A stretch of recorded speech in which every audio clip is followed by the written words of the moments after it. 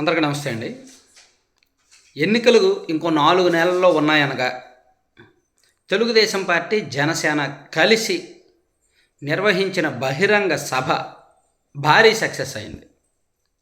ఈ సభ యొక్క జ్ఞాపకాలు అంటే ఒక రకంగా తెలుగుదేశం పార్టీ శ్రేణులకు, జనసేన పార్టీ శ్రేణులకు ఒక 4 నెలలకు కావాల్సిన ఫుడ్, అంటే ఒక ఆత్మవిశ్వాసం లాంటి ఫుడ్, ఆత్మవిశ్వాసం లాంటి టానిక్, వాళ్ళు పని చేయడానికి, వాళ్ళు మరింత సెల్ఫ్ మోటివేట్ చేసుకోవడానికి, వాళ్ళకు నమ్మకం కలగడానికి ఆ లోకేష్ గారి యువగలం ముగింపు సభ ఉపయోగపడింది.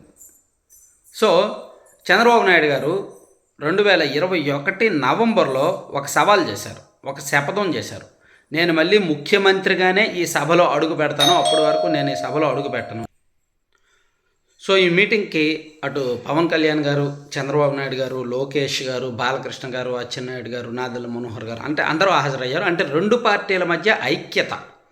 ఒకటి ఈ మీటింగ్ సారాంశం ఏంటంటే రెండు పార్టీల మధ్య ఐక్యత, సమన్వయం, 4 నెలలకు సరిపడా కాన్ఫిడెన్సు, భారీగా జనం రావడము, రోడ్ల మీద అటు 10 కిలోమీటర్లు ఇటు 10 కిలోమీటర్లు రోడ్ల మీద భారీగా నిలిచిపోవడము. అంటే అక్కడికి వెళ్ళింది ఒక 3 నుంచి 4 లక్షల మంది ఉంటారని ఇంటెలిజెన్స్ రిపోర్ట్ కూడా, యాక్చువల్ ఇంటెలిజెన్స్ ఫీడ్బ్యాక్ కూడా అదే, 3 నుంచి 4 లక్షల మంది వరకు వచ్చి ఉంటారని.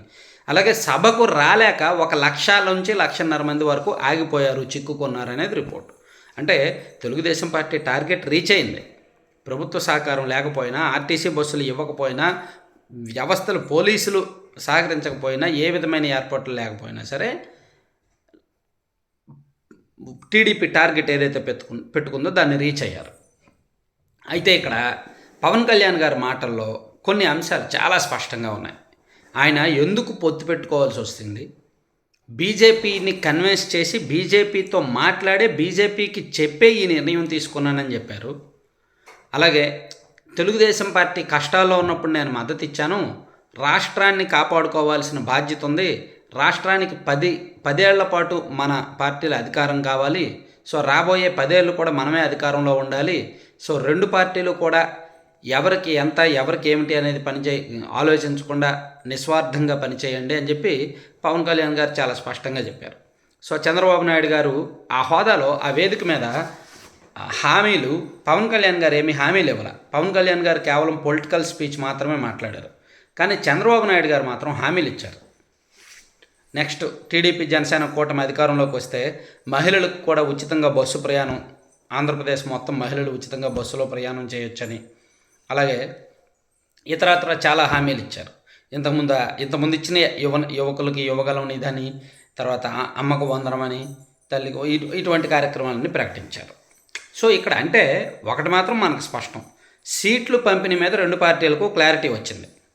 అలాగే మేనిఫెస్టో, ఉమ్మడి మేనిఫెస్టో మీద రెండు పార్టీలకు క్లారిటీ వచ్చింది. ఆ క్లారిటీ వచ్చింది కాబట్టే వాళ్ళు అమరావతిలోనూ రాయలసీమలోనూ బహిరంగ సభలు నిర్వహించి అందులో మేనిఫెస్టో ప్రకటిస్తామని చెప్పారు.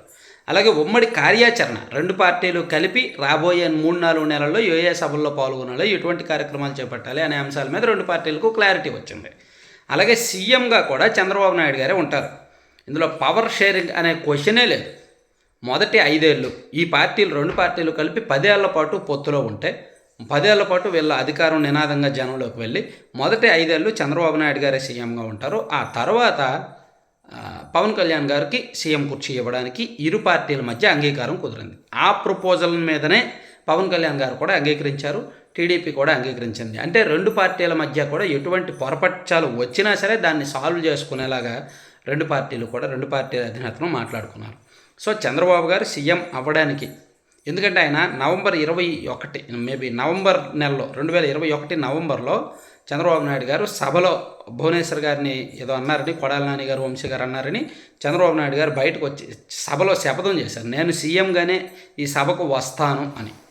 సో ఆ శపథాన్ని నెరవేర్చే బాధ్యత తెలుగుదేశం పార్టీ కార్యకర్తలతో పాటు పవన్ కళ్యాణ్ గారు కూడా తీసుకున్నారు.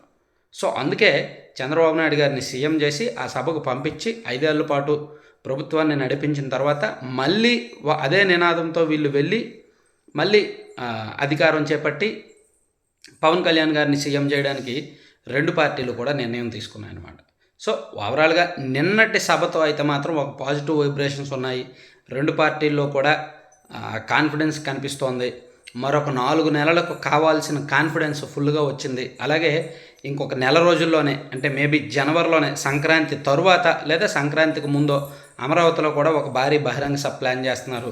ఆ తర్వాత రాయలసీమలో తిరుపతిలో కూడా ఒక బహిరంగ సభ ప్లాన్ చేస్తున్నారు. వీటి ద్వారా మరింత క్లారిటీ అయితే వచ్చే అవకాశం ఉంది. Thank you.